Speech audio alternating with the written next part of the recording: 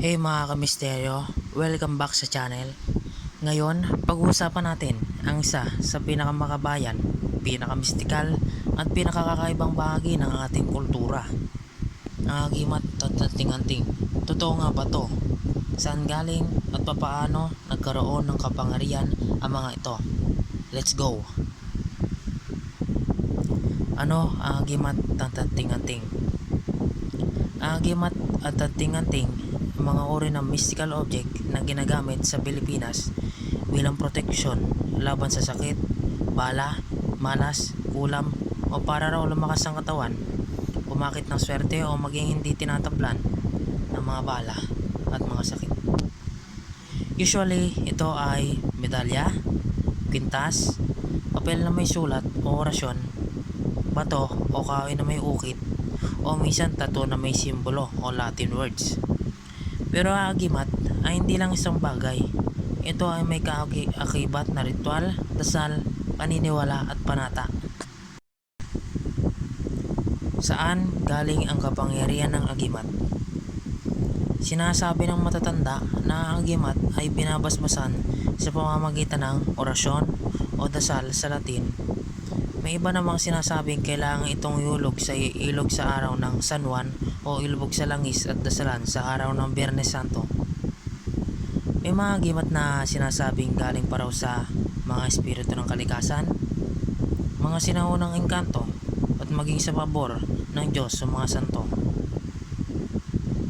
Ang kapangyarihan ng agimat ay nakadepende sa paniniwala ng gumagamit, pagkabanal na pagkakuha nito at kung paano ito inaalagaan at ginamit. Hindi ito laruan, dapat respetuhin dahil sinasabing kapag ginamit sa masama, pwedeng bumalik ang kapangyarihan sa gumagamit. Agimat sa kasaysayan ng Pilipinas. Alam nyo ba, noong unang panahon ng Katipunan, maraming revolusyonaryo ang may dalang agimat bilang proteksyon.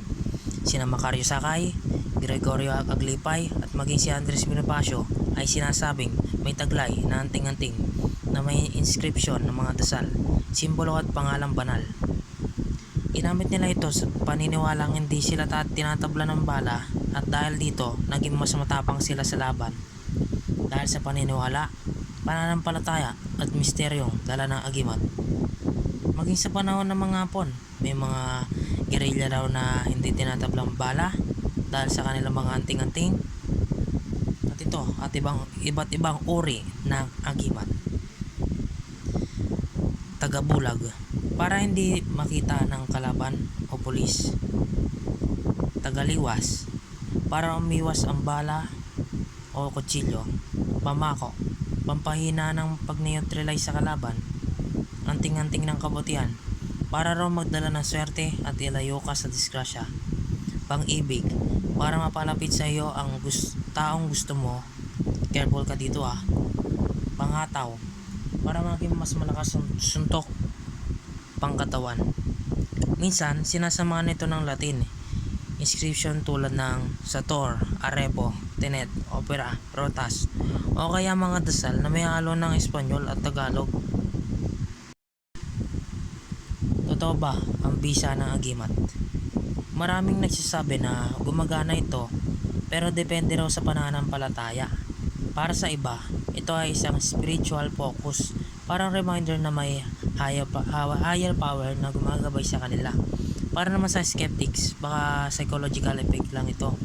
Pero ang lakas ng loob na dala ng agimat ay minsan sapat na para maniwala kang kaya mong malampasan ang kahit anong pagsubok. So, ang tanong, totoo ba ito? O dahil lang ba sa paniniwala kaya nagkakabisa? Ikaw, anong sa tingin mo?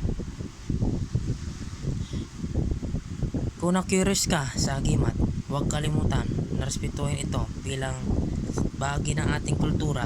Hindi ito laruan o pampasikat. Ito ay simbolo ng pananampalataya, lakas at pagkatao ng Pilipino.